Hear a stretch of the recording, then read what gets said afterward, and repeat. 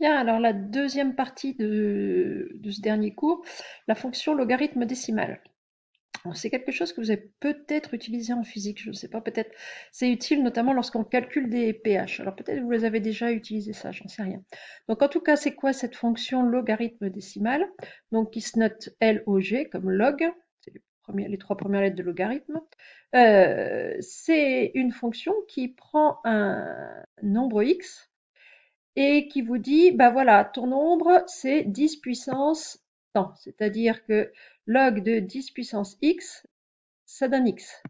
C'est-à-dire que si vous savez que 5 peut s'écrire 10 puissance quelque chose, alors évidemment la puissance c'est pas un entier, vous voulez savoir 5 c'est égal à 10 puissance combien, et ben vous tapez log de 5 et ça va vous renvoyer le nombre ici euh, qu'il faudrait mettre ici pour obtenir 10 puissance égale 5. Donc si je regarde un petit peu les premiers nombres, si je prends log de 1, par exemple, log de 1, bon bah 1, c'est 10 puissance 0. Donc log de 1, normalement, la calculatrice doit vous renvoyer 0. De la même manière, log de 10, 10 c'est 10 puissance 1. Donc quand vous tapez log de 10, normalement, votre calculatrice doit vous dire 1. De la même manière, log de 100, 100 étant 10 puissance 2, la calculatrice doit vous donner log de 100 égale 2.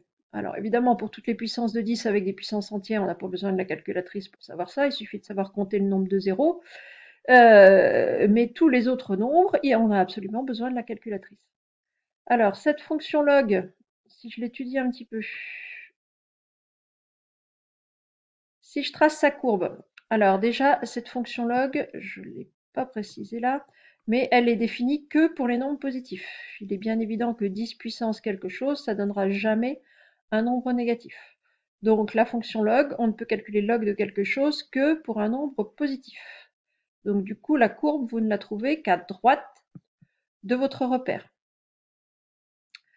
Alors on peut la tracer à la calculatrice sans problème, on a quelques repères quand même. Donc log de 1, on a vu tout à l'heure, ça fait 0.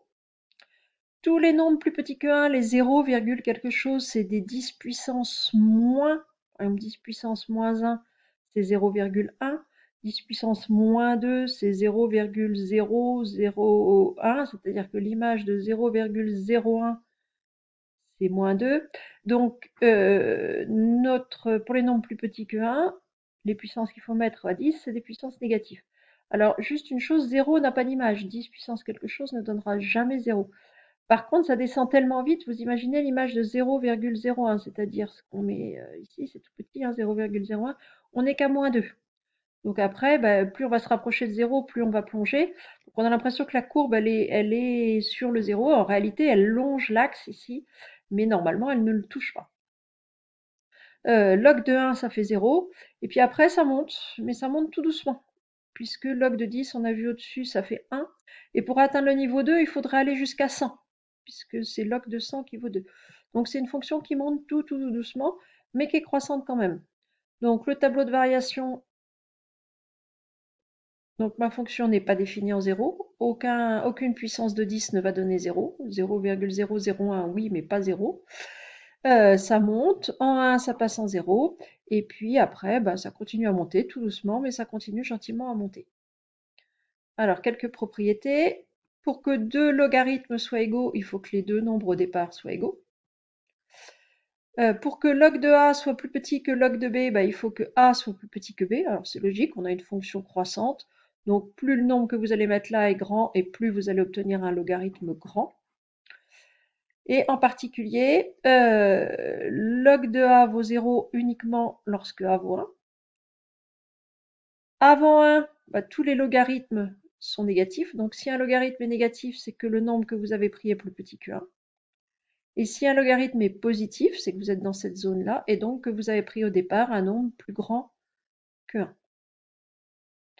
Et on a quelques propriétés de calcul, alors qui vont être fondamentales ici, alors qui sont beaucoup moins utiles maintenant, on va regarder ça. Donc log de A fois B, c'est égal à log de A plus log de B. Log de A sur B, c'est log de A moins log de B. Et celle qui va vous être utile pour ce qu'on vous demande en ST2S, c'est que log de A puissance x, c'est x fois log de A. Donc la seule que vous allez utiliser, qu'on va utiliser nous cette année, que vous allez, qui est vraiment utile pour un programme de ST2S, c'est celle-ci, la dernière. C'est-à-dire que le log de A puissance x, c'est x fois log de A.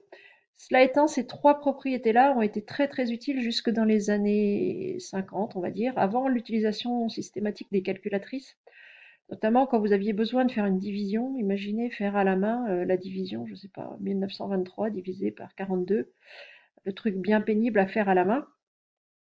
Et encore, c'est des nombres jouables. Comment ça se passait? Eh ben, les gens, pour faire ces calculs-là, avaient des tables de log, c'est-à-dire des petits carnets dans lesquels il y avait tous les logarithmes écrits, alors dans un sens puis dans l'autre, c'est-à-dire on vous donnait log de 21, log de 22, log de 23,2, enfin il y avait tous les logarithmes, et puis on avait dans l'autre sens. Quand j'ai un nombre, ben voilà, c'est le logarithme de temps. Donc quelqu'un qui avait à faire une division pénible, ils allaient chercher le logarithme de son numérateur dans sa table, il soustrayait le logarithme du dénominateur, donc au lieu de se retrouver à faire une division, il n'y avait plus qu'à faire une soustraction, ce qui est quand même nettement plus facile à faire et beaucoup plus rapide. Et ensuite, il prenait le résultat de sa soustraction et il prenait sa table dans l'autre sens, il disait bon bah c'est le log de combien. Et ce combien, c'était le résultat de cette division.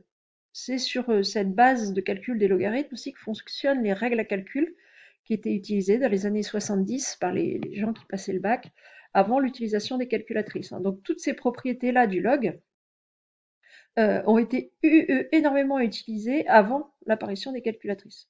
Alors nous, on va l'utiliser pour faire nos calculs, notamment pour faire des équations, mais historiquement, ça a quand même eu une utilité énorme. Alors il faut savoir quand même que le log que vous voyez en ST2S, c'est le log décimal.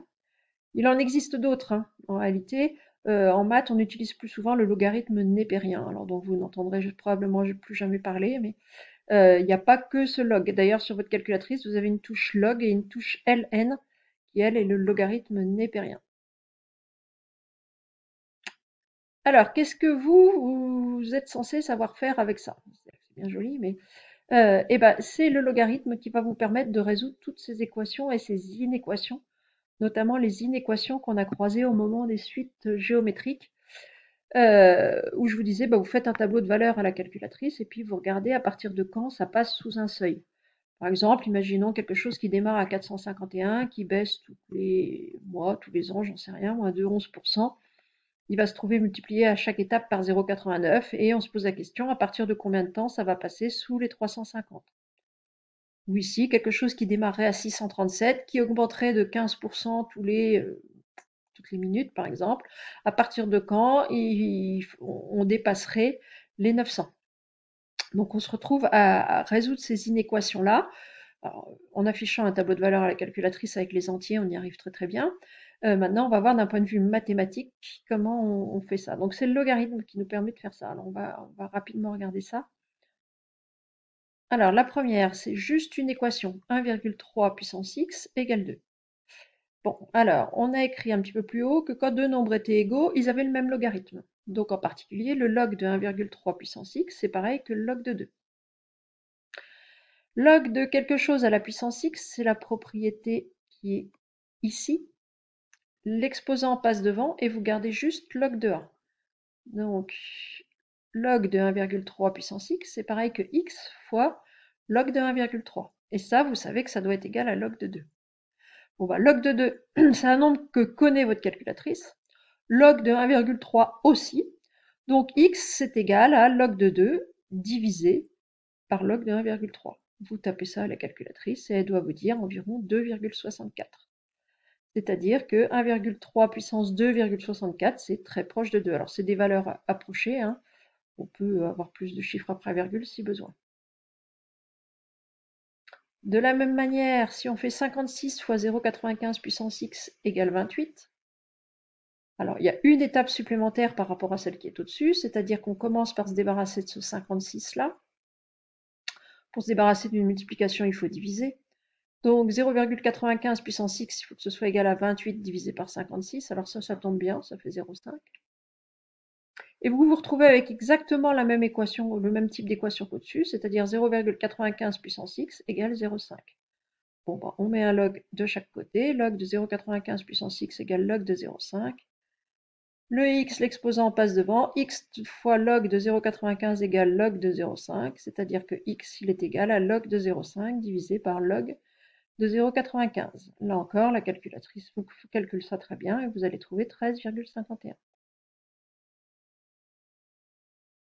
Et ce qui vous est demandé très souvent à la fin d'un exercice sur des suites géométriques ou dans les fonctions, c'est plutôt des inéquations. Alors le principe est le même avec à une subtilité près à la toute dernière étape. Donc je vais y revenir tout de suite. Donc on a 451 fois 0,89 puissance x est inférieur ou égal à 350. Donc première étape, on se débarrasse du 451, exactement comme au-dessus. Donc on divise par 451. Donc 0,89 puissance x doit être inférieur ou égal à 350 sur 451. On passe au log. Log de 0,89 puissance x doit être inférieur ou égal à log de 350 sur 451. Alors ça a une valeur approchée, mais plus vous la calculerez tôt, moins vous serez précis. Donc dans un premier temps, autant laisser le nombre comme il est là. L'exposant passe devant. X fois log de 0,89 doit être inférieur ou égal à log de 350 sur 451. Et c'est là qu'il y a une subtilité par rapport aux équations. Ici, il va falloir diviser par log de 0,89. Or, log de quelque chose de plus petit que 1, voilà, si le quelque chose est plus petit que 1, votre log il est négatif. Et dans une inéquation, dès que vous multipliez ou que vous divisez par quelque chose de négatif, ça bascule votre inégalité. Donc là, il va falloir diviser par log de 0,89, mais comme log de 0,89 est négatif, il va falloir changer votre plus petit que en un plus grand que. C'est-à-dire que x va être plus grand que log de 350 sur 451 divisé par log de 0,89. Donc ça, ce calcul-là, la calculatrice fait ça bien, ça fait environ 2,18. C'est-à-dire que si on imaginait quelque chose qui démarre à 451, qui baisse de 11% toutes les semaines, par exemple, on vous demande au bout de combien de semaines on va passer sous les 350, et ben c'est quand x est plus grand que environ 2,18, c'est-à-dire qu'il faut prendre quelque chose de plus grand que 2,18, c'est-à-dire que c'est au bout de environ 3 semaines, enfin c'est à partir de la troisième semaine qu'on passerait sous les 350. Même chose, on a quelque chose qui augmente là de 15%, 637 fois 1,15 puissance x, on veut que ça dépasse les 900.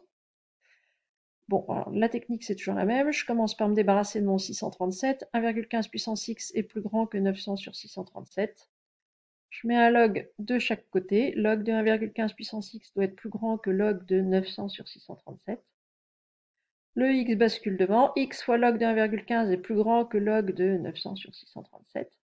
Et c'est là qu'il faut s'arrêter 2 minutes. Je vais être amené à diviser par log de 1,15.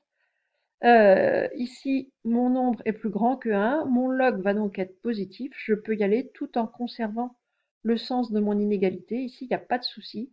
Donc x va être plus grand que log de 900 sur 637 divisé par log de 1,15.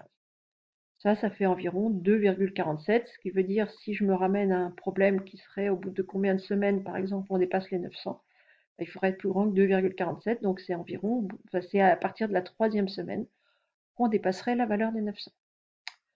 Voilà qui clôt notre dernier cours de l'année.